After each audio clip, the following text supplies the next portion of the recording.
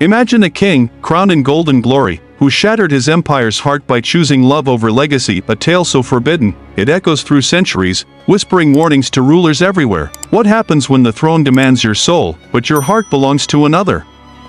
In the shadowed halls of Eldoria's grand palace, where marble columns rose like ancient sentinels guarding secrets etched into stone, King Aaron ascended to power at the tender age of 25. His brow furrowed under the weight of a crown that had claimed his father's life in a brutal war against the invading hordes from the northern wastes. Aaron, with eyes like storm-tossed seas and a voice that commanded armies, had been groomed from birth for this role, schooled in the arts of diplomacy, warfare, and the cold calculus of alliances that bound kingdoms like fragile threads in a tapestry of power. The kingdom of Eldoria sprawled across verdant valleys and jagged mountains, its people a mosaic of farmers tilling fertile soil under the watchful gaze of towering castles, merchants haggling in bustling markets scented with spices from distant lands, and nobles scheming in opulent courts where silk gowns rustled like whispers of conspiracy. Yet beneath this veneer of prosperity lurked the unrest of a realm still healing from the scars of conflict, with whispers of rebellion simmering in the borderlands where old grudges festered like untreated wounds. Aaron's reign began with promise. He reformed the tax laws to ease the burden on the peasantry, forged trade pacts with neighboring realms to fill the royal coffers with gold and gems, and led his knights in triumphant skirmishes that pushed back the barbarians, earning him the adoration of his subjects who hailed him as Aaron the Just, their savior in a time of peril. But the throne was a jealous mistress, demanding not just his days but his nights, his thoughts, and ultimately his affections. Tradition dictated that he wed for strategy, not sentiment, and so his counselors arranged a union with Princess Ilara of Vesperia, a woman of striking beauty with raven hair cascading like midnight rivers and skin pale as moonlit snow, whose dowry included vast tracts of land and a fleet of warships to bolster Eldoria's defenses.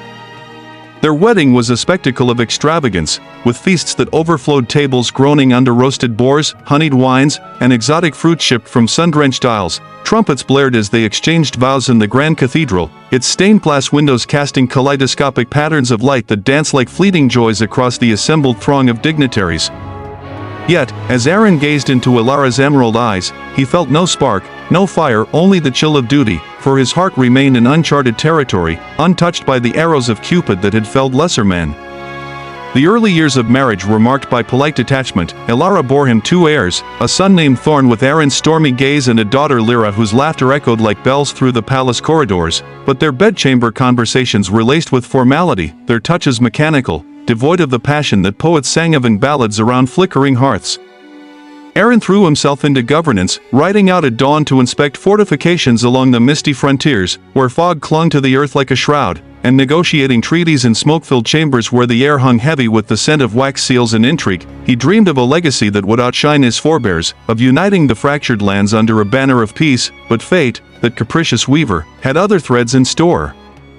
It was during a royal hunt in the ancient whispering woods, where towering oaks whispered secrets to the wind and dappled sunlight filtered through leaves like golden veils, that Aaron's world tilted on its axis. His party pursued a majestic stag, its antlers branching like a crown of thorns, hooves thundering across mossy undergrowth that muffled the cries of hounds baying in pursuit.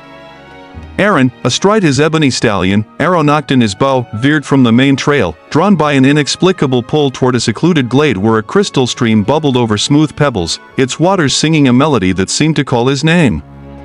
There, bending to drink, was a woman unlike any he had seen. Her name was Silva, a herbalist from the humble village of Brookhaven, her auburn hair tumbling in wild curls that caught the light like autumn flames, her simple linen dress clinging to curves honed by labor in fields and forests, her eyes a deep forest green that held the wisdom of the earth itself. She turned at the sound of his approach, unflinching as lesser folk might cower, and in that moment, as their gazes locked across the rippling water, Aaron felt a thunderbolt strike his soul, a surge of emotion that drowned out the clamor of his royal burdens. She spoke first, her voice a gentle brook, inquiring if he was lost, and he, the king of all he surveyed, stammered like a boy, dismounting to converse as equals under the canopy of leaves that rustled approvingly overhead. Silva was no noble, she was the daughter of a blacksmith and a healer, orphan young and raised by the village elders, her days spent foraging for rare herbs that mended wounds and soothed fevers, her nights poring over ancient tomes smuggled from forgotten libraries, dreaming of a world beyond her thatched cottage where knowledge flowed freer than the streams she loved.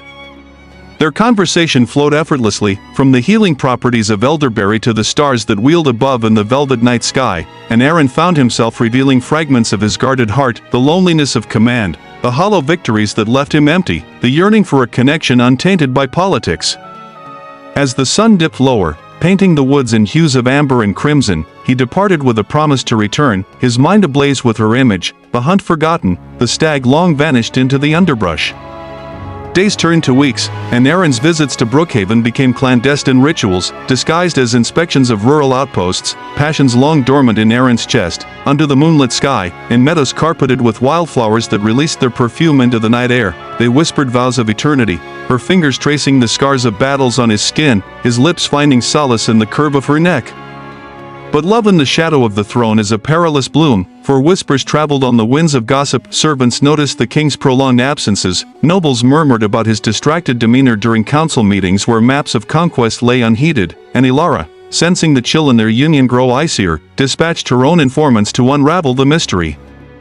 Suspense thickened like fog over the palace moat as Aaron's secret teetered on the brink of exposure. One fateful evening, as storm clouds gathered ominously overhead, rumbling with thunder that mirrored the turmoil in his heart, Aaron confessed his affections to Silva in a rain-soaked glen, droplets mingling with tears on her cheeks as she admitted her fears, the chasm between their worlds, the wrath of a queen scorned, the peril to her simple life.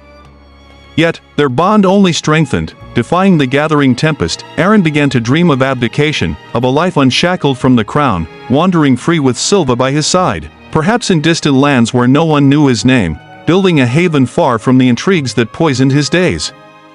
Historical echoes haunted him, tales of kings past who had forsaken duty for desire, like the ancient ruler of Thaler who eloped with a minstrel, only for his kingdom to fracture into civil war, or the empress of Lyria whose affair sparked a rebellion that razed cities to ash. Yet Aaron pushed these warnings aside, convinced his love was purer, destined to rewrite the annals of fate. The counselors grew restless, their beady eyes narrowing in suspicion during audiences where Aaron waved away proposals for new wars, his mind adrift in memories of Silva's laughter. Ilara confronted him in the royal bedchamber, her voice a blade of ice cutting through the heavy tapestries that muffled their words, accusing him of betrayal, her tears a rare vulnerability that pierced his guilt-ridden conscience, but he denied it all, lies tasting bitter on his tongue like unripe fruit.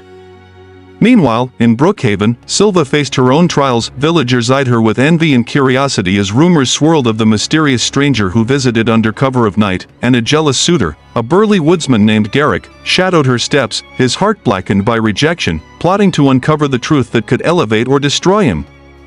Tension coiled like a serpent ready to strike as Aaron planned a daring escape, smuggling messages via trusted couriers disguised as peddlers, outlining a route through hidden mountain passes where snow-capped peaks guarded ancient trails used by smugglers and outlaws. He amassed a secret cache of gold in a forgotten crypt beneath the palace, jewels glinting in torchlight like stars fallen to earth, provisions for a journey that would sever him from his birthright.